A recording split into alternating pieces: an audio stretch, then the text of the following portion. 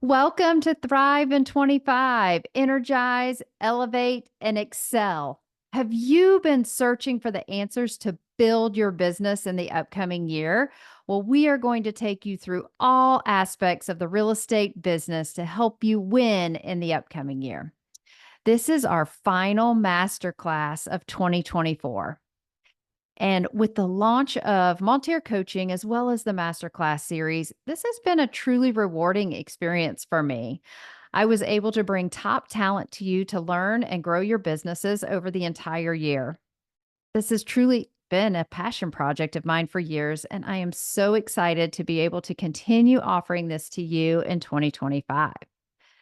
I guess I should say, stay tuned for the fantastic guests that we have in store. We're going to continue to raise the bar on who's talking to you and what they're presenting. We will be transitioning this series though into a subscription service. So if you've been attending master classes throughout the year and you want to stay in touch with all that we have to offer, feel free to, at the end of the course, and at the end of your resource book, there's a QR code. Scan that code, mention Thrive in 25, and we are going to give you a $100 per month discount on attending the masterclass. So if you look on our site, you'll see that our masterclass cost is normally $297. And for you mentioning Thrive in 25, we want you to thrive. So it will only be $197 per month. Now, I know what you're thinking, $197 per month. What I can assure you is that you will take away more than $197 per month worth of nuggets to implement into your business and go and win the upcoming year. What does that equate to? Roughly $1,200 per year worth of savings. And you get to do this every month or take advantage of the recording as we're working through these different courses each month. All right, let's get started thriving in 25. We have also provided you with a resource manual that if you haven't printed it, you can press pause and go print that out or pull it up online. Either way, this will be your roadmap to thrive in 25 as we work through our business plan. So go ahead, pause or pull that out as we get started. All right. For those of you that are new to the Masterclass series, who am I? Well, my name is Debbie Lariviere, and I am the founder and CEO of Montier Coaching. Most importantly, I'm a believer that everyone defines success differently, and ultimately, we all want to be successful. I'm a driver who pushes our clients to excel in being the best they can be, well, most days, because none of us are perfect. More than that, I focus on transforming their lives and business. For me, being a motivational leader or coach is good. Being a transformative leader and coach allows you to break barriers that you didn't even know existed. And so we work out there to take motivation to transformation and help you take your business to the next level. Who is Montier Coaching?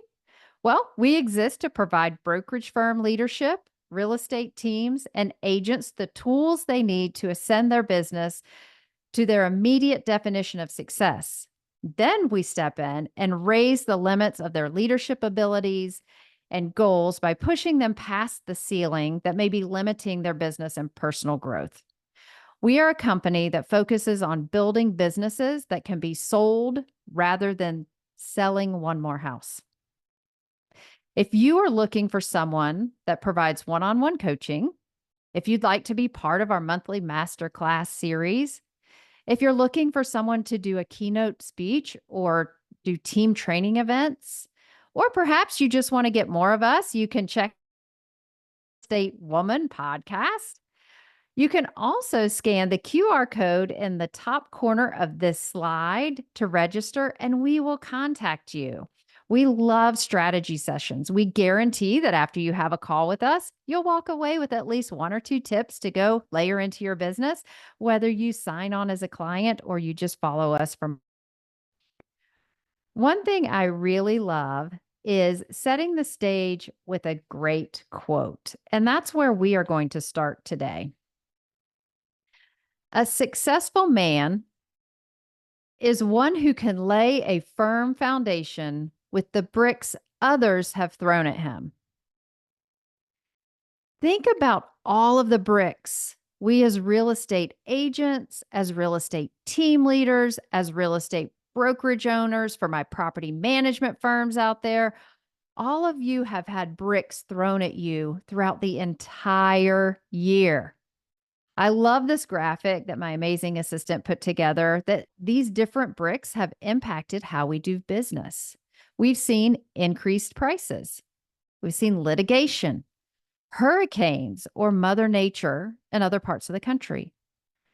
We've jockeyed through the election, rising and falling and rising again interest rates, definite buyer fatigue, and inventory staying relatively low with great homes at great prices selling fast, and those that maybe aren't positioned correctly in the market sitting.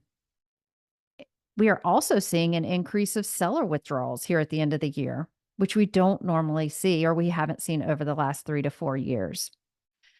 Several of these trends we are going to discuss during Market Trends.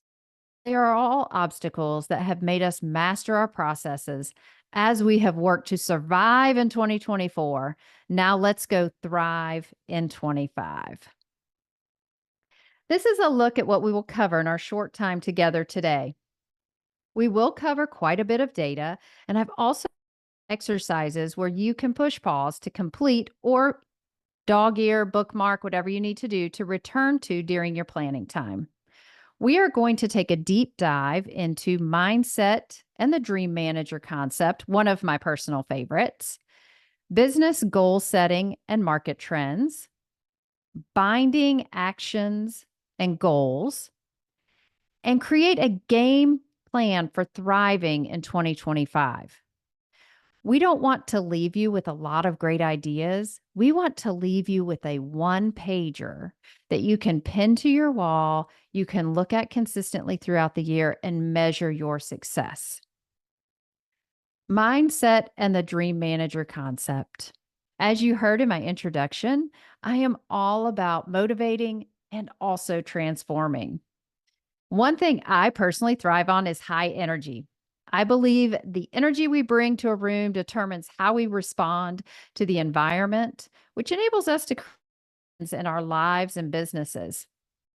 This is why I want to start with mindset and the dream concept. I know mindset can feel a little woo-woo. This is different. I have to say, you're here. Trust me. Just trust me.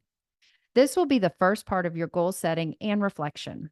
I want to give you just a quick brief overview of the dream manager for those of you who haven't heard this concept and how it's been used to create greatness within me, as well as many of our clients who we have implemented this process with.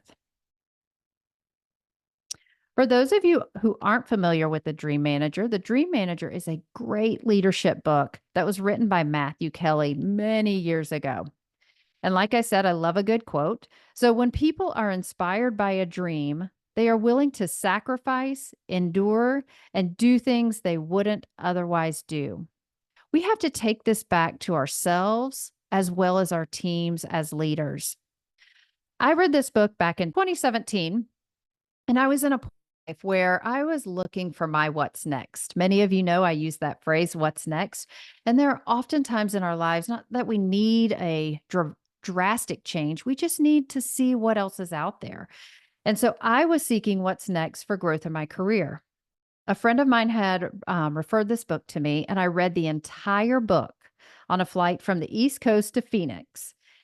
And as you get towards the end of the book, there's an exercise, and that exercise hit me like a punch in the stomach. Don't worry, we're going to do this exercise. Before we get into that, I want to share with just a brief overview of this book. I don't want to spoil it for you, but just to set the stage on the direction of this great book. So the Dream Manager is a fable built around a janitorial company who was seeing about 400% turnover. I mean, I guess when you think about it, if you're cleaning toilets and wiping up after people all day long in the wee hours of the night, we could see a little turnover. I mean, there'd have to be a lot of incentive to stay. Well, insert the owner of this janitorial company and a manager of the same company. With this constant turnover, the manager kept going back to the owner saying, "We need to do something different." And what the owner recommended was pay them more. Just pay them more. See if they'll stay. Pay them more. However, what the manager was recognizing is that there were other obstacles that were getting in the way of the staff staying more than just the money. Perhaps they didn't have a ride to work, so they needed a car. Maybe there were things going on at home where they couldn't afford childcare. Maybe they didn't have a home and they were renting.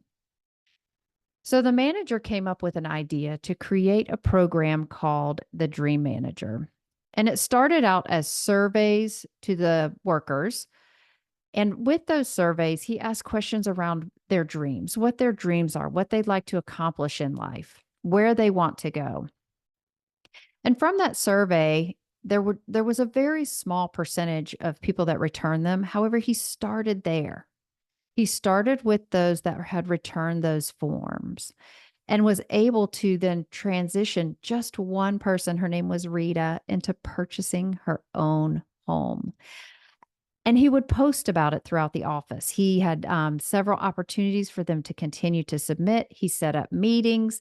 He did one-on-ones. He wanted them to accomplish their dreams. As they were taking on new employees, this became a requirement. They had to fill out the Dream Manager survey. The story goes on to share that this Dream Manager, or the manager, was able to help many of the workers buy a first home, buy a car, save for college, travel, exercise, or instill healthy eating. Some of them went back to school for higher education. Some of them faced addictions and were able to become better citizens, perhaps even writing a book.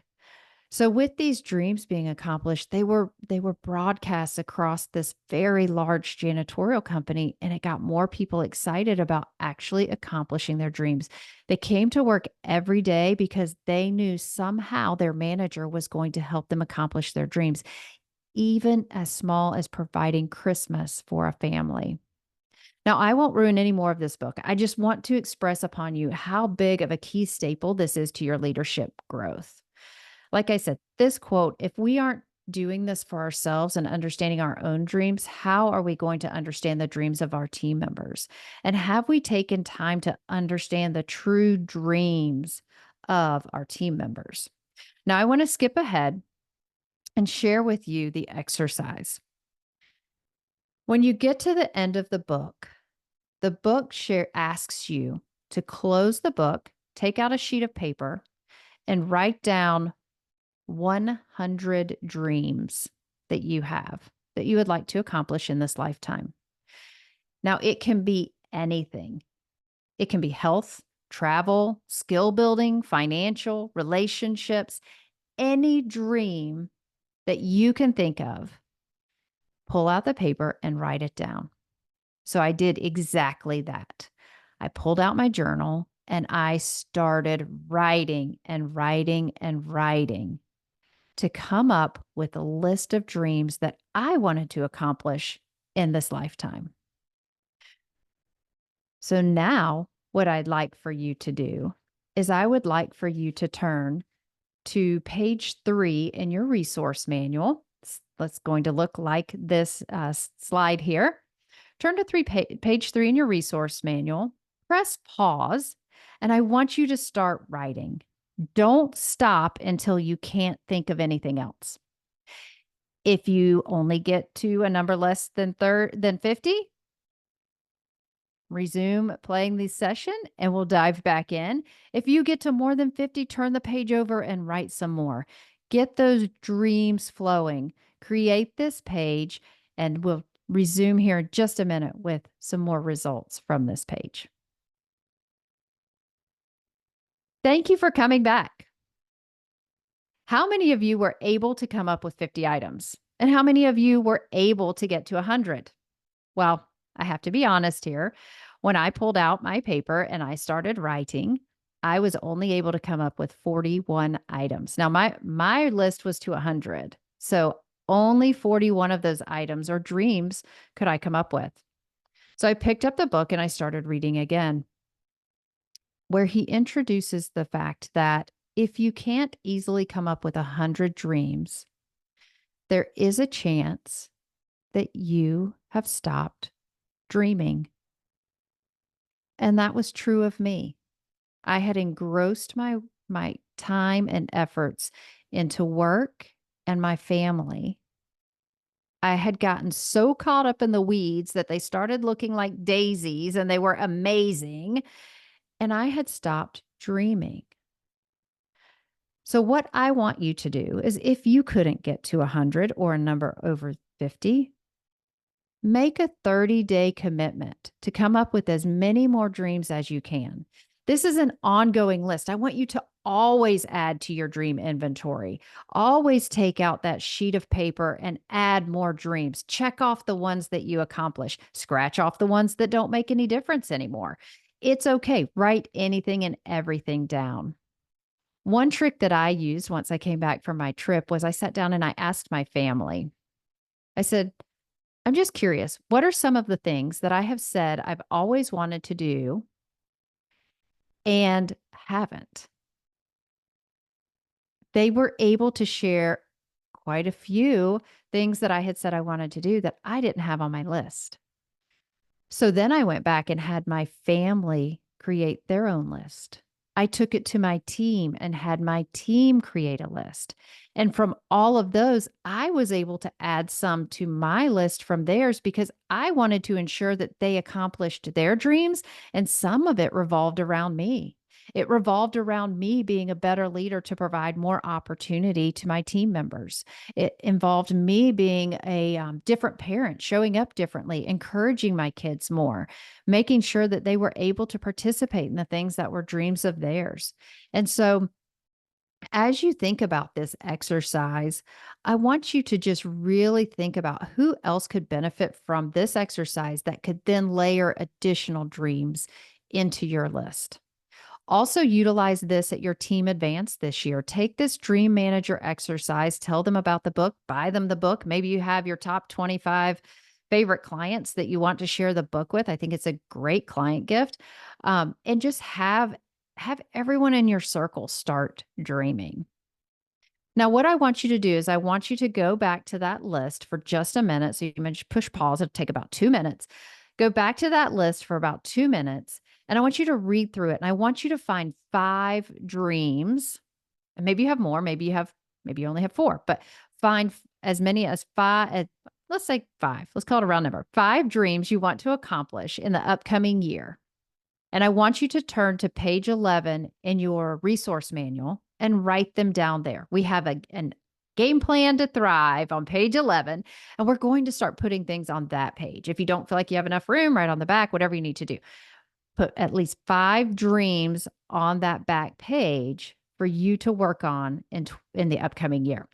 If you don't have 5, do the exercise at home, come up with your 5, and make that your personal goal for this year. Go ahead and press pause, and we will resume in just a minute.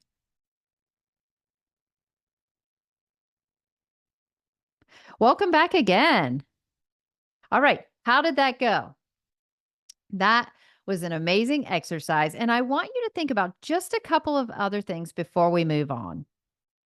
How would achieving each dream impact your energy, focus, and motivation?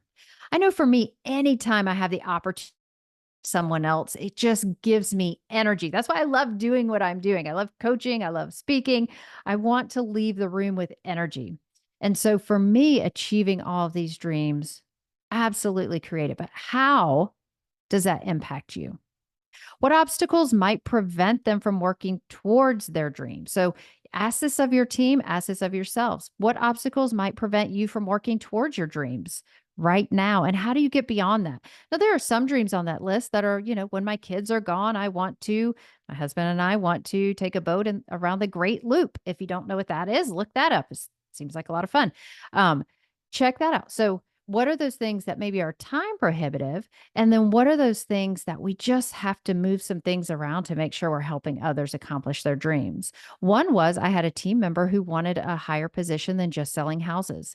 And so I had to grow my team a little bit larger such that I could then advance them into director of sales, which they were very worthy of. We just didn't have enough going on that I needed someone me as a leader. So once we were able to get to that point, I was able to set her the director of sales. What are the dreams of your team members, staff, significant others, and children? We talked a little bit about this, so go learn those. Have your children or significant other tape them up somewhere. You guys look at these lists and revisit them. I actually, before recording this, pulled out my dream list that I had done with our team back in 2019. And it was so interesting to see the 3, and 5 year dreams that I had on there and how many I had accomplished and didn't scratch off just because I haven't gone back to that far back in a dreams list. I just looked at last year's. What are some lasting visions that would be accomplished by accomplishing these dreams versus short term business metrics? So, this is like internal accomplishments.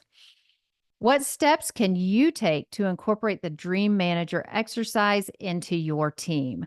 I think so often we focus on things like personality, like, oh, you're a D or an I or an S, and we post that around the office, or you're a listing agent. And we know we have those titles, but why don't we give ourselves a title of a dream we're working to accomplish? Like chief driver of new automobile, I don't know, or tour guide of Italy, um, master of paying my child's college. Like all of these things come to mind as I'm thinking about that. But why don't we just take it one step further and create that opportunity for people around us too? I always love giving little shortcuts or hacks in real estate because we know real estate's hard enough. The dream board. So this looks amazing, right? This image, I will tell you, back in the day, we would go find as many magazines as we could and bring out the glue, paste, if you want to call it that, scissors, poster boards. It took 2 hours. For me personally, if you know me, I don't have that kind of patience. Scrapbooking was never a thing for me. I did it, and it is not, a vision board is not something that I have consistently. I have a vision list. I'm happy with a vision list, but I don't have a visual. Was really cool. Go to Chat GPT. Here's my life hack on dream boarding. Go to Chat GPT and put in, I don't know, as many words as you want that you want to accomplish this year that describe some of your dreams. Push enter, and truly within 45 seconds, this image came up, right? So my husband and I are looking to take our Allegro Red. I think it's funny that they made it red, but our RV to Maine and back. And so they put that on there. We would love to have a lake home someday. So if you're listening and you work in a market where there's lake homes with mountains, call me. And then I added some additional cars, cruises, farms, houses, stylish wardrobes, speaking somewhere. Like these are all just different words that I came up with that I said, let me see what Chat GPT can do. If you don't like it, hit refresh and it'll give you another one. But there's your life hack on creating your vision board. All right. So we have completed step number 1 in how are we going on our personal goals as well as our professional goals? Because I know for a fact as a coach and as an entrepreneur, if we're happy personally, we thrive professionally. All right. Step 2, business goals and market trends. Review, interpret, and achieve. All right, the life of an entrepreneur. A day in the life. Now, this slide, when I saw it, made me laugh because I'm thinking, yes, this is so true. A day in the life of an entrepreneur. This is actually a day. And what's crazy is this can happen all in 5 minutes. Like all of these emotions can happen within 5 minutes in real estate. I'm sure it is the same in other industries. I know in real estate, I have gone from this is great to, oh, wow, this is hard to, oh, here's my idea to, oh gosh, what on earth was I thinking? My client didn't respond the way I thought they were to, okay, oh no, I'm going to be broke doing this, to this is really working, to oh no, to wow, I'm so good at this. Life is amazing, right? That all of this can happen within a very, very short time span. And this is the life of an entrepreneur. What we have to focus on is what we can control, right? We have to focus on where are we starting? What are we building? How are we setting goals? And how are we holding ourselves accountable to hitting those goals? So often we get into the phase where and business goals were like numbers, want, market trends, want. What I will tell you is let's get excited about them. Let's get, wow, I'm good at this. Life is amazing every day because we're paying attention to where we want to go. Well, in order to pay attention to where we want to go, we actually have to think about where we are starting from. I have been to, gosh, I don't know, at least 50 business planning clinics. That's probably a very low number compared to how many I've sat through or presented. So let's go over 100 business planning clinics. And so often business planning clinics start with market trends and what is your goal? And I feel like there's a missed step in there. And that missed step is, where are you starting from? If I were live right now, I would say, show of hands, how many of you in this room can tell me right now what your numbers are for the current year? Being in coaching and presenting across the nation, I can assure you it would be less than 25%. I know that might sound astonishing to those of you who do keep up with your numbers. However, that is the truth. We are so caught up in the day to day, the next commission check, the next listing, the last closing, whatever it is. We're not really sure where we are in our business. And so, in order to actually set goals for the upcoming year, we have to think about, where are we starting from? So, this is what I want. I want you to turn to page 5 in your workbook. And it's the page that looks like what is on the slide here. And we're going to work through some of these agent metrics and trends. If you don't have your numbers handy, but you do track your numbers, push pause, come right back, and we will hold out for you. If you don't know your numbers, and these are all really great questions, that's okay. Dog ear the page, circle back to it, or push pause, go figure it out, and then come back, whatever works best for you. But at least know where you're starting from, because that's where we have to start from in order to set a goal. Now, many of you may have set goals last year. Most often, what we see in real estate agents is that they set production goals. They may set ways that they're going to improve their business, generation sources, all of those things. We're going to cover some of that here in just a bit. But what I'd like for you to do, just off to the side somewhere, write down, what was your goal for this year? What was the goal that you set for yourself this year? Whatever the goal was, however you calculated it, if it was number of units, number of listings, buyers, dollars into your pocket, dollars in GCI, anything that you quantified as your goal for this year from a production standpoint, just write it down up here in the corner of the page. All right. So now what I want to do is I want to look at, and this is looking at this for this year. So we're going to work this sheet top down for this year. And I'm just going to quickly go through these. And like I said, if you can fill them in as we go, great. If not, dog ear or push pause and go get the information. So we want to look at total listings closed volume, total listings closed units, and the same for buyer. So buyer closed units, buyer closed volume. So if you have those numbers, you can jot those down there. So total listing closed volume, total listing units closed, total buyer closed volume, total buyer units closed. And then we're also going to calculate, and we all have a handy dandy cell phone. So if you don't know those numbers, total closed sales volume and total closed units. Now I'm going to pause here. So many times people just track those total numbers, and that's okay. I think what's important in today's market is that we are tracking our percentage of buyers to sellers. It used to be that we would see, on average, we always strive for a 50-50 business. However, we know that typically listings bring in additional buyers. So we would sometimes see that higher 2-to-1 ratio or 60-65% buyers to listings just because of that buyer traffic. We're seeing some of that change, and we may also see more of that change as we start to get into a market where the buyer compensation and buyer representation is more of a deciding factor for a client. So we may see our ratios skew a little bit there. So I think it's really good to know where you're starting from this year as we wrap up the year. We haven't nationwide seen much of a change with the new buyer agency rules in terms of, are they working with you or are they paying their commission, seller paying the commission, whatever that is. So, just something that I think is always good. Like I said, build the foundation with the bricks and then navigate the ones that are thrown at you. All right. So once you get through your total closed units, I want you to go to your listings active board. Currently, as you're ending up the year, what listings do you have active in terms of volume and how many listings do you have active?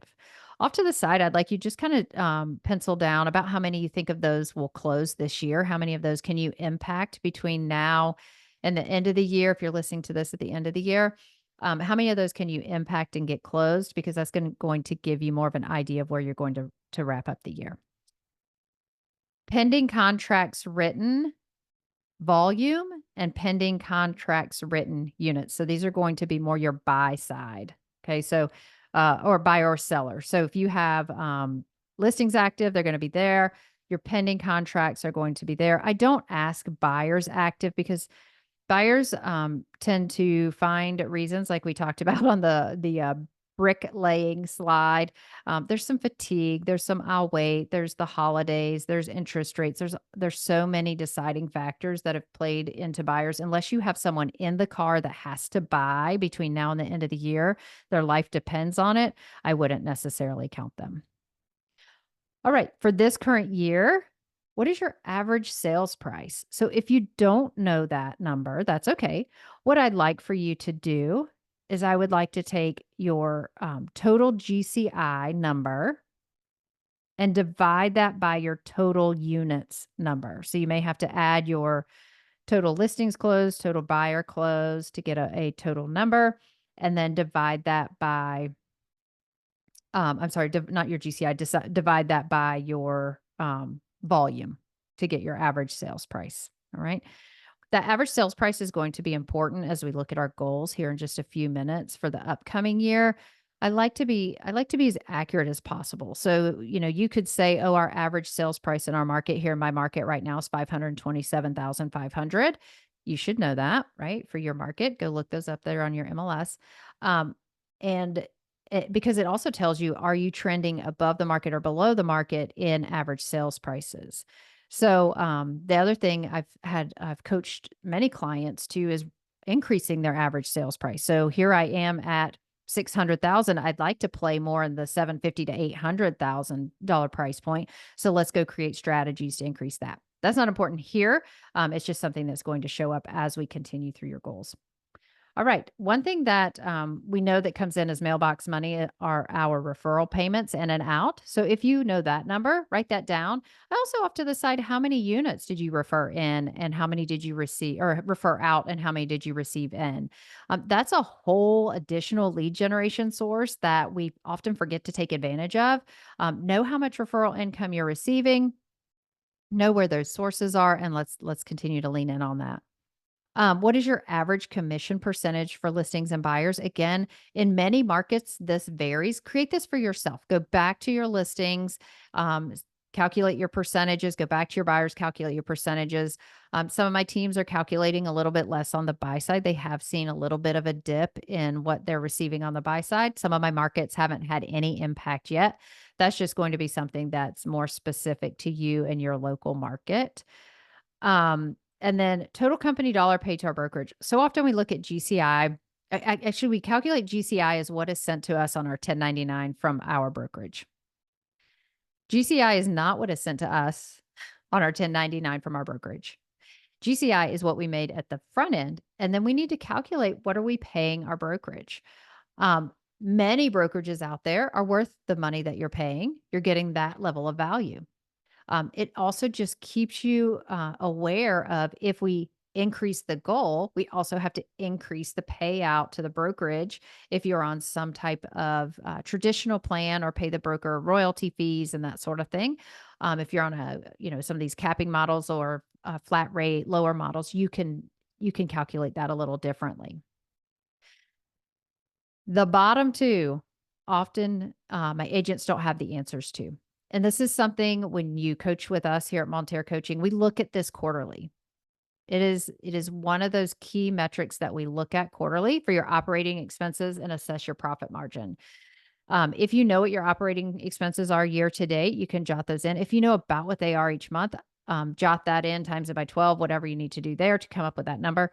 I will challenge you and I will 100% encourage you to transform, there it is, how you're doing business and go figure out what on average your monthly expenses are if you do not know. These expenses are anything from MLS dues, closing gifts, photography, big expenses, conferences, travel, anything that you put in an operating expense. Now, I do honestly understand that there's a difference in true operating expense and IRS operating expense. I'm in real estate too, people.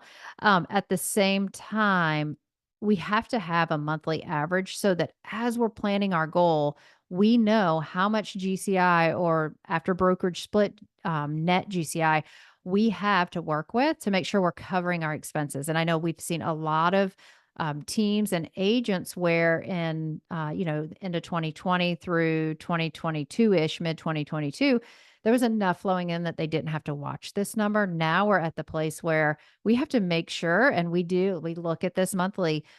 Do we have a minimum of, if your operating expenses are $25,000 a month, do we have a minimum of $25,000 a month coming in as projected income to cover your expenses, or are you dipping into the savings account? So cash flow with us and our clients is so vital that we are really staying in tune with where we are covering expenses and where that money's coming from. So you don't get to the end of the year and you're stressed. We have to go pay Uncle Sam. So profit margins, that is where we determined what is left. What are you actually putting in your pocket?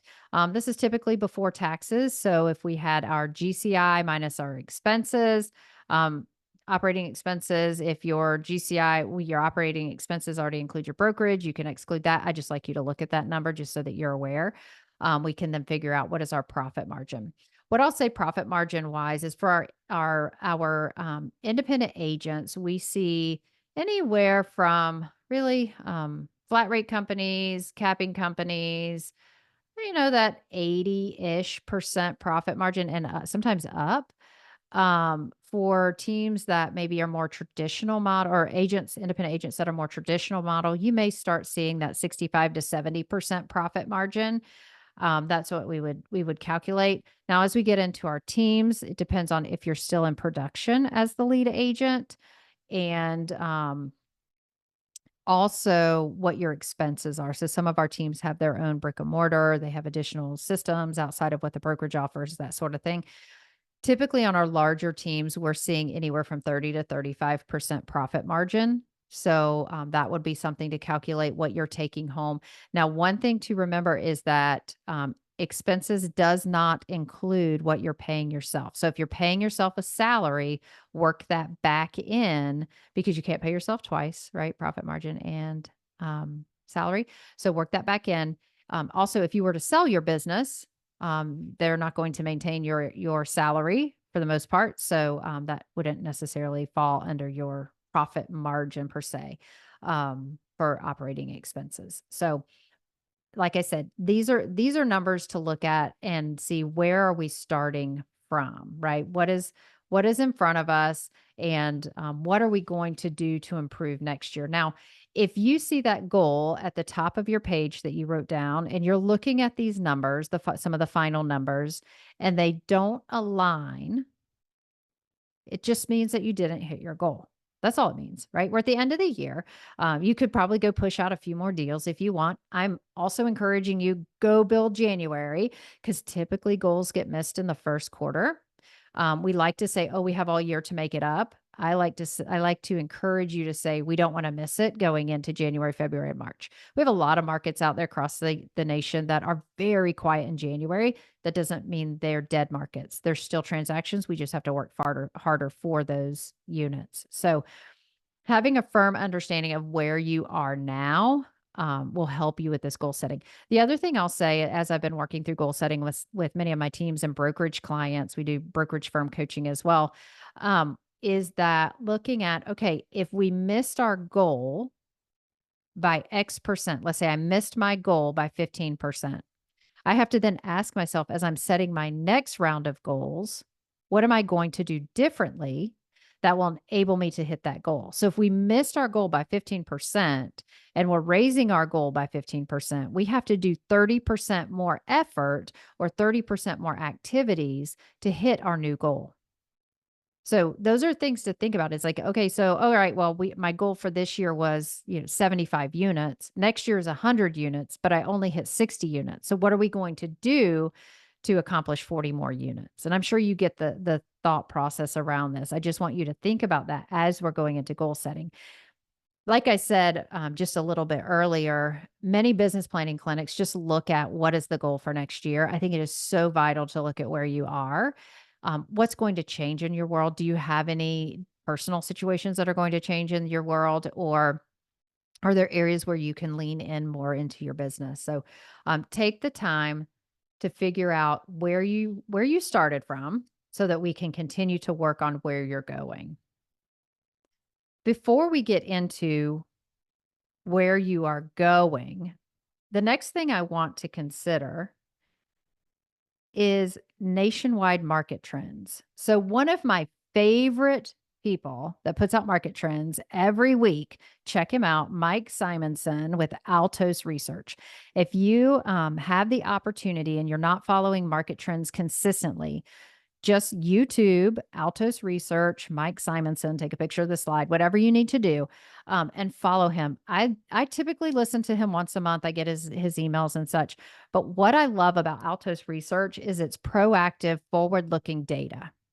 So the data is on what are new listings, what are new pendings, what are we seeing in the market for price reductions, where is the inventory levels, that sort of thing. We are looking forward, and I always use, even in my listing presentations, why is the windshield bigger than the rear view mirror? Well, because the windshield matters most. So as we're working on looking at these market trends, that's why I truly appreciate Mike and what he does over at Altos. They're free. Go to YouTube, watch the video.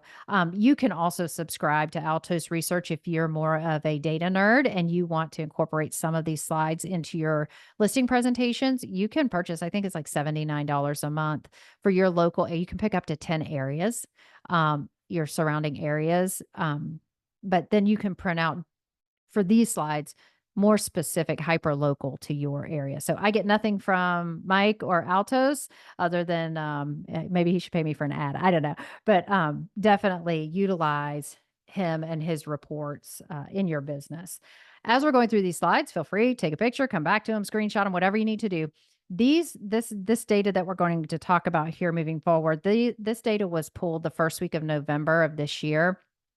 These were slides that I pulled from one of his presentations that talk about different topics. And we're going to spend just a little bit of time here because I think this is also important as we plan where we're going. I think I want you to listen to these slides, not so much, yes, absolutely know your stats, know how to communicate these with your clients, know how these impact their buying and selling as well as your business.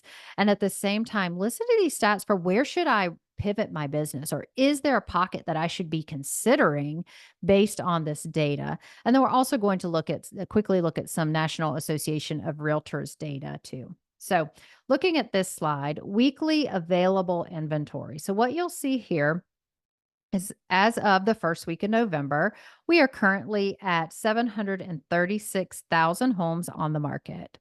And that is a 29.8% increase over last year. So he has 30% here on the slide. Sorry, I went and calculated the actual. So 30% greater than last year, more homes on the market. Seasonally, we typically see a decline. As you'll look here, we see a decline in levels of inventory. And for us, we've just continued to climb a little bit. I think that's good. I think that is going to be helpful with our market. I think it's also a good sign for our buyers. What you'll see here too in September, We saw our market level off a little bit. This is because we were still having new inventory to the market. However, there was that drop in interest rates here in September where we had a little bit more buyer activity. We're seeing those close now here, October, November. So we're seeing our closing numbers go up. So the platforms that report on closing data, they'll say, "Oh, we closed more homes in November," but actually we closed those in September. We wrote those in September, so that's going to skew that closing data a little bit. That's why I like this forward looking. So 30% higher.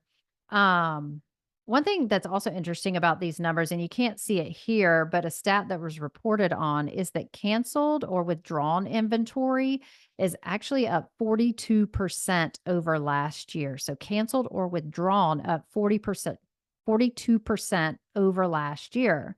So the sellers we're seeing that have been on the market through the summer usually kind of hold out there and wait. We're seeing them pull for spring. So what I would say to you, sellers, is watch out spring sellers for increased inventory and increased competition because we're going to have all those sellers that intended to sell this spring or relocating this summer. And then those sellers that were carryovers from this year that decide to put their homes on the market. We're also seeing sellers, as the rates went down, they listed because they wanted to take advantage of that little bump down. Now we're seeing them pull, saying, let's wait for an improving market. I think we're at that point, and this all signs point to this too. In listening to all the different data that I hear, is that we're seeing some sellers that are tired of waiting that you are staying in touch with your database about their plans for buying or selling for the upcoming year. Maybe get back to your would sell lists, WOULD. I would sell in the upcoming year, your would sell list, so that you have that list to coordinate with your buyers. And you can go ahead and maybe start playing matchmaker a little bit with those clients. Weekly new listings. So these are just new listings each week. What we can see is that we are up 17.5% more new listings this week than last year. Again, sellers are tired of waiting. They want to get those even though it's the holidays. So I've had several agents say to me, "Oh, the market's slowing." I think the thing that we need to realize is that yes, it maybe it is slowing in some of your local markets. At the same time, sellers are still listing their homes. Go get the listing, right? One thing we know for sure when we're presenting our listing presentations is that the sellers are going to pay us, right? We're navigating new charted territory with buyer agency agreements. We know the seller's going to pay us. So go take more listings. Go be one of those go be one of those out there prospecting for those upcoming listings.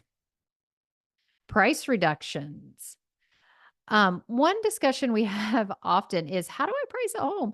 It is so tricky right now. The market is really driving how we're pricing homes. It's like any market. If it's a home in great shape and it's priced to sell, it'll price.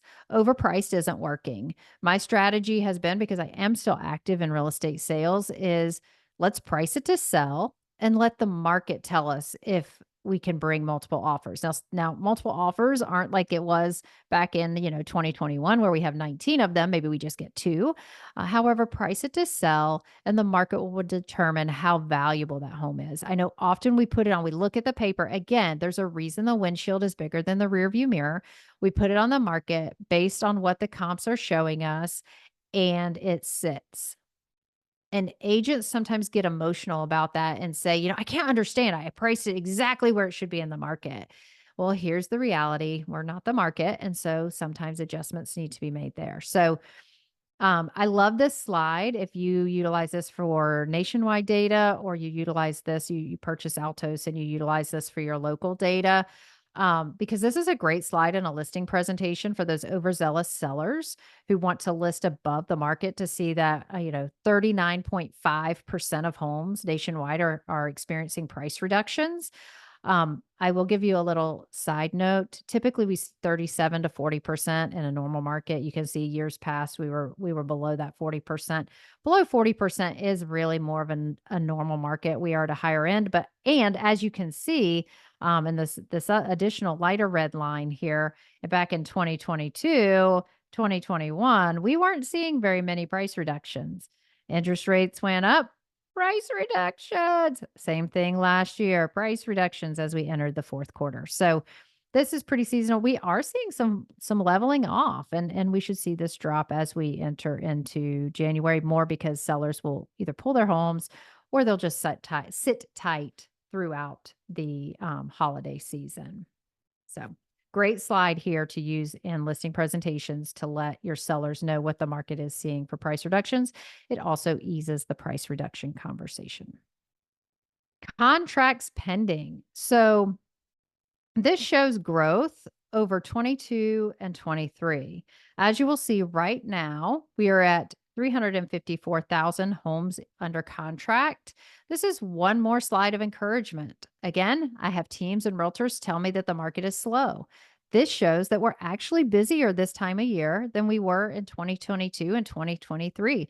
It's actually 14% more pending properties than a year ago that are going to close in November and December. So the market hasn't slowed, maybe hyper locally. Again, you're experiencing a slower market. All that's to say is that there are buyers and sellers out there. We just have to talk to more people to find those buyers and sellers. Here's the cool thing. It's the holidays. Great time to check in with your people, make some pop buys, make those calls, send text messages. What are your plans? Do you have any real estate related plans in the upcoming year? Get out there, be omnipresent, and make sure that you're prospecting through the season, not just pushing pause because you feel like the market is slow. Um, this is just, again, it is for us to understand that the market is still moving. We just have to find the right spot in the market for our sellers and really continue to shop for our buyers' properties. And that's where I go back to your lists and find people who are selling and see if we can't motivate them to go ahead and get their home on the market. All right. The next slide I want to show is on home prices. So, if I were live, I would ask the question before I flip the slide. How many of you think home prices have gone up this year? Show of hands. And how many of you feel prices have gone down this year? Show of hands. Well, here are the results. Home prices are up 5% over last year. So we are still seeing appreciation. And I remember all last year that I was working with in quarter four and I said, "You know what? I always say this. Quarter four is the best time to buy if you're a buyer."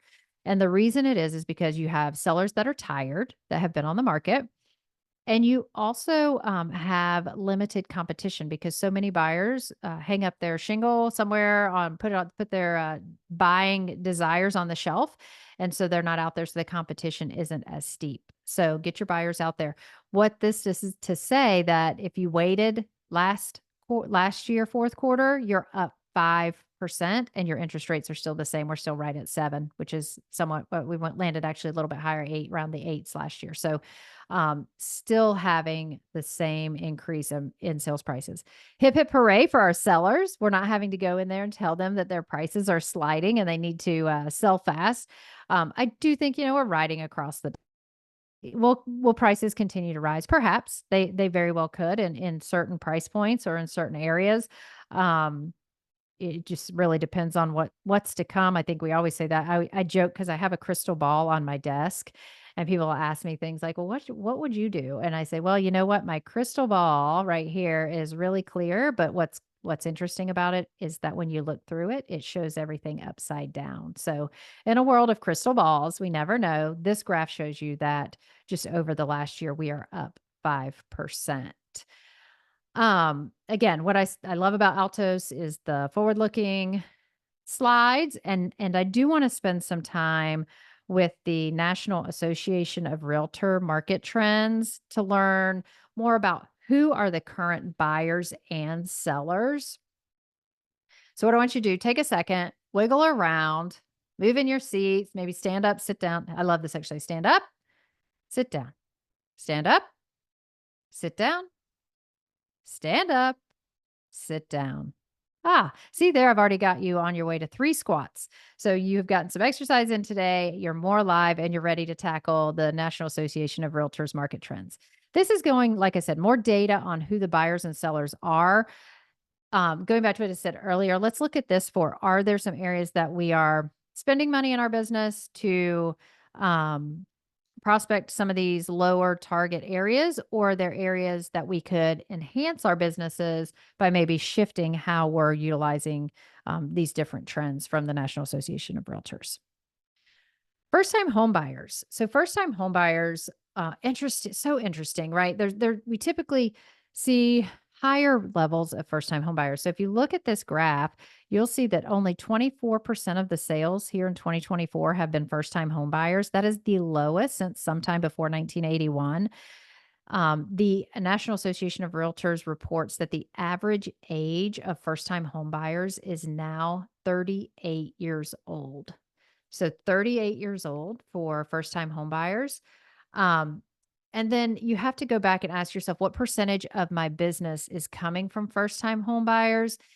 And do we double down on this source? So if you are focusing on those first time home buyers with the downward trend right now, we have to look at that and say, probably not that we can't double down, but probably need to look at some additional lead generation sources to continue to drive if our goals are to increase in the upcoming year.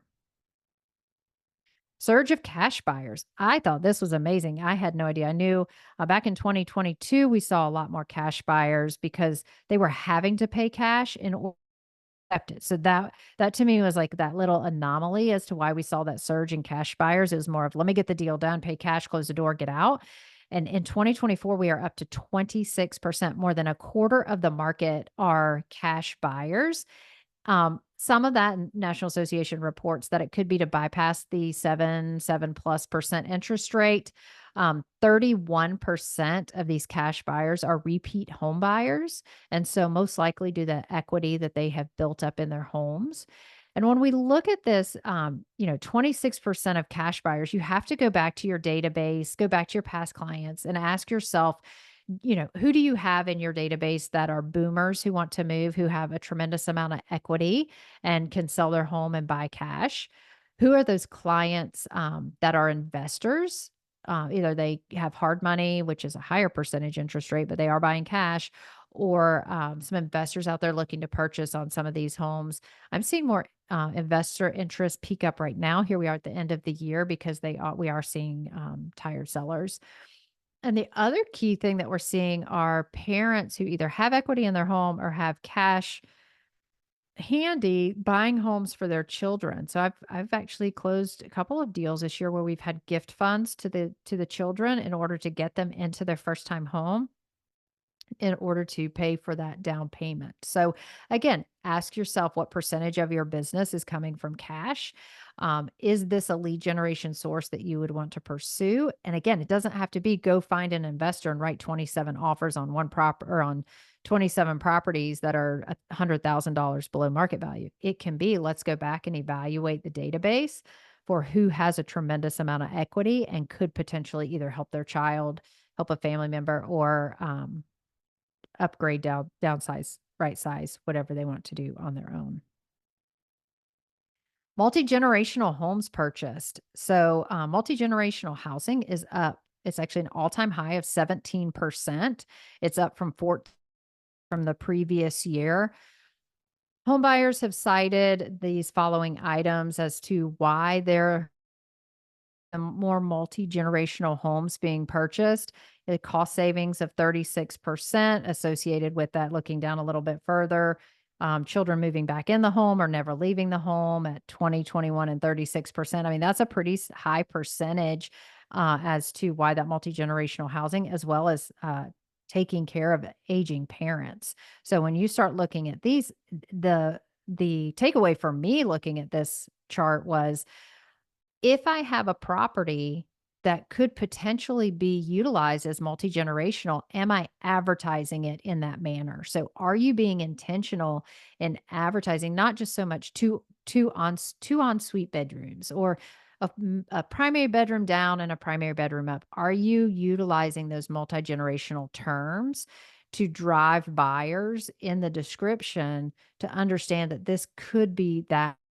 You have a home. We lived in a home in Florida many years ago that was a three-way split, primary on one side, We used an office, but bedroom, full bath on the front side of the home, separated by the living room. And then there was a separate hallway that had three additional bedrooms on the back side of the home. So, are you utilizing this type of property efficiently and effectively through your marketing? So I'll challenge you, go back to those homes that you had this year that you've closed and start thinking about that as you're touring homes. Think about that because that again is something that you could mention to a seller that you are going to utilize as a marketing aspect that no other realtor mentioned to them. And that could be the make or break on you getting the listing or not. So again, do you have a niche for multi-generational homes? Is this something that you can leverage in? And is it something that you double down on based on the housing in your areas? I always like a FISBO graph, a good FISBO graph to wrap up the National Association of Realtors market trends. For sale by owner. Well, as you can see, we've had quite a few for sale by owners throughout the years and from 1985 to 2024. What I will out is that we are at an all-time low at 4%. So when we consider that, we're also seeing that 90% of home sellers are utilizing realtors. That's been earmarked due to more more sellers want more exposure. They want to be dropped into the widest buyer pool for buyers possible to maximize their investment. And so that I think is what NAR reports as a reason for that high number. The other report they had, interestingly, on for sale by owners is that the for sale by owners typically sold their home for less, which we have heard that. However, the median price for sale by owners is 380,000 versus listed properties median price of 435,000. So quite a spread there. What I will say about this graph is if your business is dependent on for sale by owners or for sale by owner prospecting, let's layer in some additional lead sources here in this next segment so that you can win in the upcoming year, because I think it will be pretty consistent, seeing that even last year we were only at 6 or 7% for sale by owners nationwide to drive your business. So, from the National Association of Realtors, what sellers want, they want someone to market the home buyers. 22% of them said that. Pricing the home competitively, 20%. Selling the home within their specific time frame, 18%. Identifying ways to increase resale prices, 15%. And finding a buyer for the home, 13%. Now, what do our buyers want? Because that is also extremely important as we are navigating buyer agency. They want you to point out unnoticed features or faults with a property. Understand the process. Do you have a communication strategy that helps them start to finish? Think of it like Candyland. We have to go from here to there and we'll have to cross through all these treacherous places in order to get there. Sometimes we have to take a step back, sometimes we get to take two skips forward. But how do we navigate the process together? They want you negotiating better sales contract terms. We are in that place where sellers are willing to give a little bit. So, negotiating those higher contract terms. They'd love a list of service providers. If you don't have a vendor list, prepare a vendor list and give that to them or provide that when that time.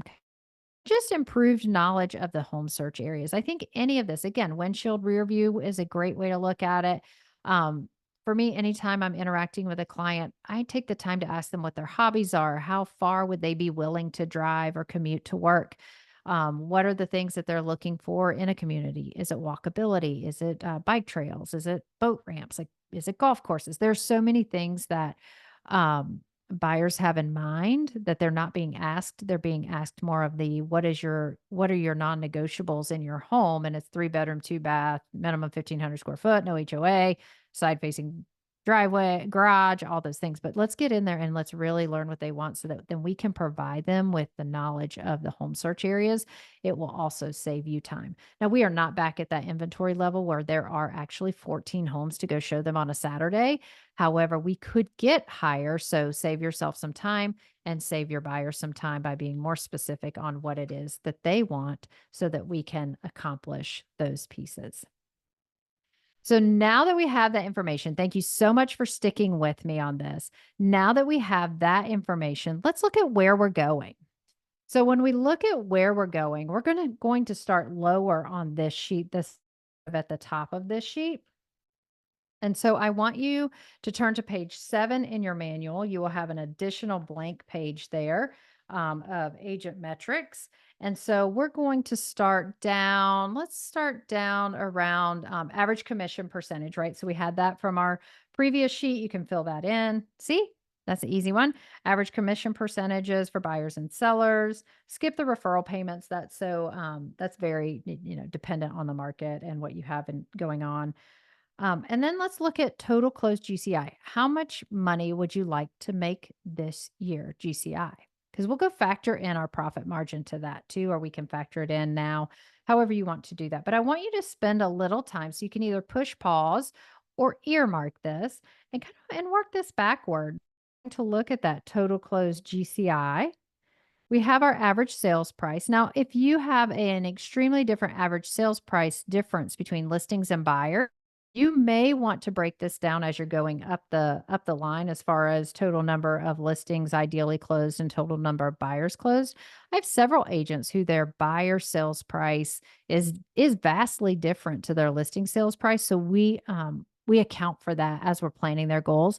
We also look at what is their percentage of buyers to sellers. So just things that you can look at as you're working through the sheet. So I will have you push pause and you can continue working through this sheet as we navigate here in just a few minutes. So I will be right here waiting for you as you come back for this, or stick with me and you can do this for homework.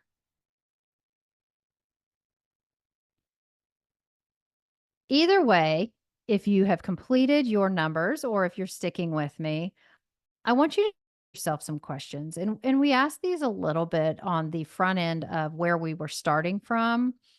And I believe that all success begins with change.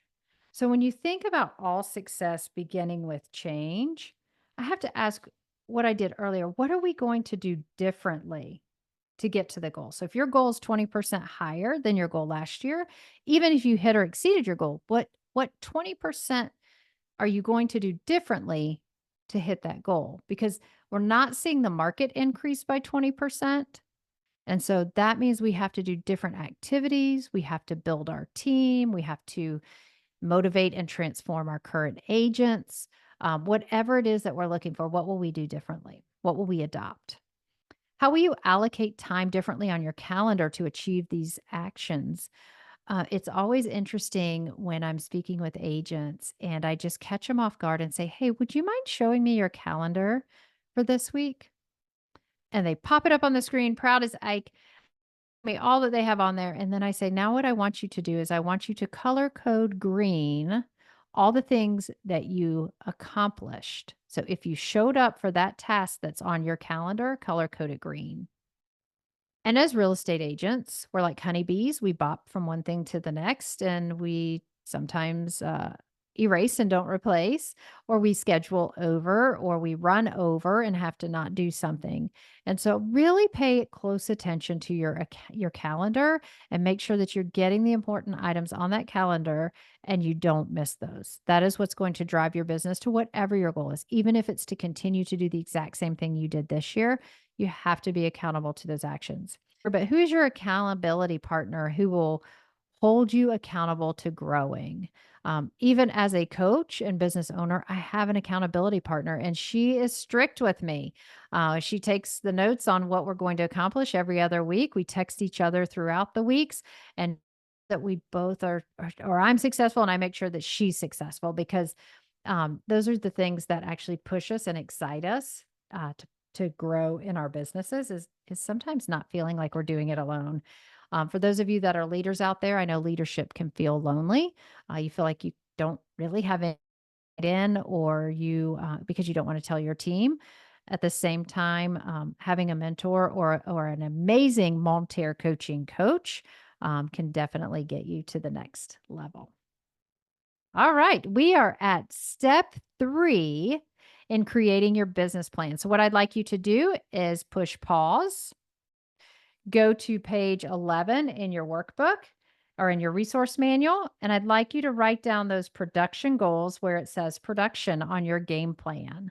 So transfer those production goals over to that game plan. Again, we want a really pretty one pager when we're all said and done, so that you can see those. You can tape it to the front of your journal. You can tape it to your whiteboard. You can put it in the desk drawer you open every single day. I don't know, the one maybe beside all the healthy snacks. For me, it's taped to I always go for water in the fridge. So it's taped to the fridge, my little fridge here in my office. You just want to see those every day. So go ahead and write those down on page 11 in your resource manual. And then join us right here for binding goals to actions. Binding goals to actions. I love this quote by Thomas Edison. Vision without execution is hallucination. We have to have a vision of what we want to do. And in order to have a vision, we have to have that plan. So the vision starts, we create the goals. Now we need the actions to get us to where we're going. So I chose to focus on lead generation sources. So somewhere on your page, actually, let's go to page 10 in manual. Go to page 10 in your resource manual. On that page, I would like for you to write down where it says source, the top 3 sources for your lead generation this year. So where were the top 3 sources that you received your business? Now, here's one thing I'll tell you. Sphere and past clients, in my opinion, are the same thing. Your sphere, your past clients, anyone in your database is your database. And so I'll have agents that, and in tracking, it's perfectly fine to categorize them out differently because sphere may be someone who hasn't ever bought or sold with you and they come and buy and sell with you. Past clients are repeat clients. I get that. They're still in your database. So maybe your source is your database. Perhaps you have a source of internet lead generation. I have many agents that do purchase leads and are successful internet lead generation. Maybe it's open houses, farming, networking, nonprofits, referral networks where you get many referrals in from an agent. Maybe you have a agent that is phasing out that you're taking over their business and they're a lead source. Write down those top 3 lead sources that you have in your business. Now, what I'm going to do is I'm going to give you an example of, we have 2 examples here that we worked with for you to take a look at. And then I'm going to have you go to these 3 lead sources and come up with 5 activities that you are going to do next year to plus or add to these lead generation sources. So we're looking, how are we going to enhance these sources to get all the juice out of the squeeze that we can? So we selected the neighborhood farm. So if one of your sources is neighborhood farm, feel free to take any and all of these. But looking at, here's what we do currently. Again, where did we start? And what are we going to do to enhance generating additional leads out of these sources? First, we're going to look at our marketing cadence, maybe a have you heard campaign. Several of our agents live in areas where luxury retirement apartments are a thing. They're amazing. They have, meals prepared for you, spas, movie theaters, all the things that a retirement community would look like, and they can go and rent instead of buy. So, with one of them, we did a Have You Heard campaign where they listed the home of the new apartment renter and did a Have You Heard campaign on how they helped the seller update the home, prepare the home for market, and transition them into their next home. So have you heard instead of just listed or just sold? I love a good story. Who doesn't love a good story? Shift it up. It doesn't have to be just listed or just sold. Have you heard your new neighbors are here and they own blankety blank restaurant? Just get excited about it. Bring some energy to what you're doing for advertising in your farm. Number 2, host neighborhood events, yard sales, donation drives, holiday gatherings, put the flags out, whatever it is that you want to do, shred events. Get out there and host neighborhood events. What I will say about shred events, they are superb in some neighborhoods. If you're in a neighborhood with a lot of boomers, they have things to shred. If you're in a neighborhood that was built in the last 5 years and you're more younger generation, they really don't have things to shred. They do everything digital. So just think about those as you're planning those events. Number 3, send market updates through a newsletter, digital or print. Along with this, social media. Just get in front of your neighborhood with market trends. Create a local business highlight series. Maybe you have a farm and many people have their own businesses. So create a vendor list for your neighborhood. Have them submit their business and what they're doing and their contact information. You're not there to vet them. You're just there to continue to be out in front of them. And then number 5, run localized Google ads. I know many of us are involved in Google, social media, that sort of thing. So get out there and run some ads. If this isn't you and you don't do buying ads or any of the social platforms, that's okay. Come up with a different number 5, but create 5 different ways that you can get more involved in this neighborhood farm. Now, the second example I'm going to give, which I think is probably going to be relevant to the majority of you, we're going to ping back on when and where these are showing up on your calendar, is the growing of the database. So, for many, many years, we've just relied on our database that we have, the size that we have, and it was a steady stream. And then we hit 2021, where a, a lot of our people in our database transacted. And so as we hit 2022, we were seeing, 25, 30, 40% of our database had either transacted or had given us a referral. And so that slow, steady drip came on as a faucet. And now we're back to that slow, steady drip. So the only way to change that is to grow the database. So I do see one more error on our slide. We're missing number 1. That's okay. Number 1 is attend networking or not.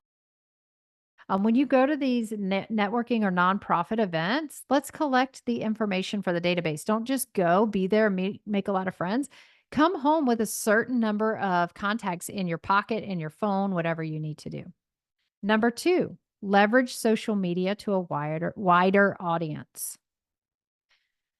Number 3, host open houses. Go and meet people. Number 4, study your migration data and connect with referral agents. Add 10 agents per month and create an automation. Now you're thinking, why interact with agents? If you go to this site, it's a realtor.com site, research reports. You can just Google realtor cross market data and it'll bring you to the same place.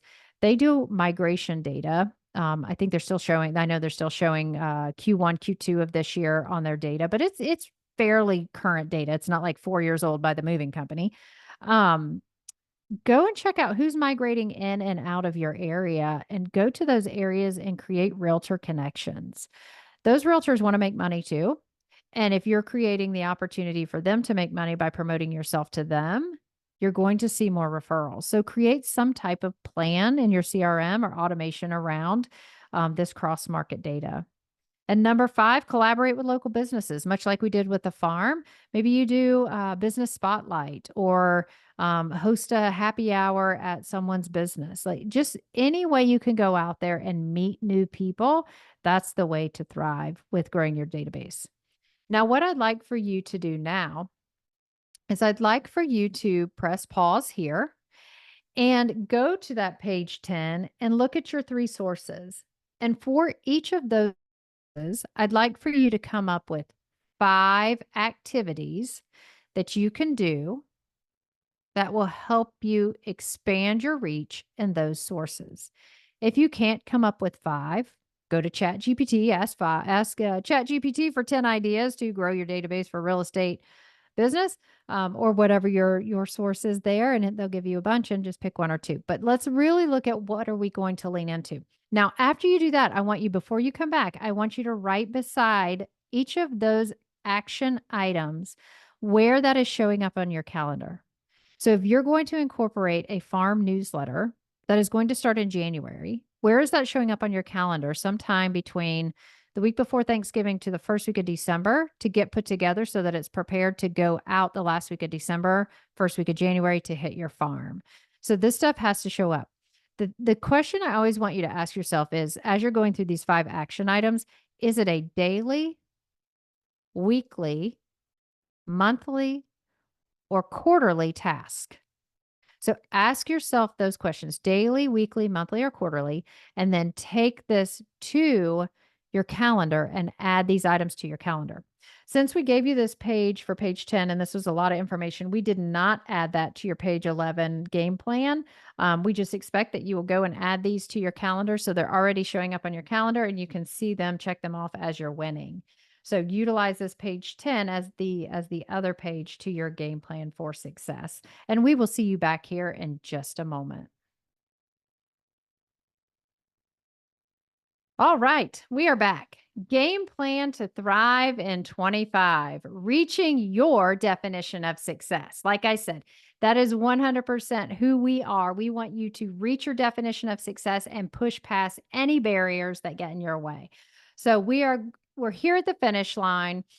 We've already been working on that page 11. What I want you to do is turn to page 11 and I want you to take a look at that. And I want you to think about those market trends we spoke about. What are one or two of those market trends that you would like to double down on in your business this year? What market trend do you think you would want to add to a presentation, buyer or seller? What market trend do you think you should lean into for your specific market that would help you communicate a better agent to your clients? I think communication is going to be the key in this upcoming market. We have to know how to communicate. We have to be able to drop one or two little nuggets that some other agent isn't saying. So, what are those market trends for you? You have your dreams, you have your production goals. Action items are your sources. So, from those sources, what are just one or two of those action items that you could implement here in January? So, if you looked at those sources, what are those one or two things that you are going to either you, your team, your brokerage are going to be working on as we enter January? And then I gave you a spot for 3 takeaways. Again, if we were live, I would say, I'm going to stand here until someone shouts out 5 takeaways from this course. I'm sure there are a couple of nuggets that you took away just from spending your time with me. So go ahead and jot those down because I think those also become important as you're planning to thrive in 25. It's also as you're taking this information back to your teams and your clients to make sure that they excel in the upcoming year. All right, one last thing, bonus material. So I've been speaking to you as agents. I've mentioned many of you as teams. This is a checklist that is on page 12 in your resource manual called the Rockefeller checklist that I got obtained from the book Scaling Up by Vern Harnish. Great book if you're looking to scale up. I'm not going to go over this. It's in your resource manual. Take a look at this if you are a team, if you are looking to grow a team, or if you are a brokerage. When you work with us here at Monterre Coaching, we will go through several of these and make sure that you're implementing them for success with your organization and that you are thriving in building community and helping all of them be successful. So if you are someone that has more than just you, take a look at this list and maybe check off a couple of those items that you want to accomplish each quarter, or put a Q1, 2, 3, 4 out beside those items where you think that you could experience growth and win in the upcoming year. Now, before I say goodbye, what I will say is I have really enjoyed my time with you. In your manual on page 13, lucky number 13, I believe, it is my thank you page. It also has QR codes that offer you the us on socials. You can also register for our upcoming masterclass. If you just want information on one-on-one coaching, I believe you can still go to this QR code and just stick that in the comments for one-on-one coaching. We would love to chat with you. If you would like just to speak with us about growing your business and learn more about products for the future, we are happy to schedule that strategy session with you. Like I mentioned, if you are interested in the upcoming season or the upcoming year's masterclass series, we would love for you to get registered at the $100 discount for $197 a month. It is a 12-month commitment. I can guarantee you will make your money back in what you will learn in this masterclass series that we are going to be running. Don't hesitate to reach out. If you just love hearing my voice, you can find me at the Real Estate Woman podcast. We have lots of great episodes there for you to take a listen to on business building and real estate growth. So you can take a listen there. But I have really enjoyed my time with you. I look forward to hearing from you personally. I look forward to seeing you in our upcoming master classes, and definitely connect with me on socials. We do manage our socials, so would love to chat back and forth with you. Have a great day, and I look forward to hearing from you soon.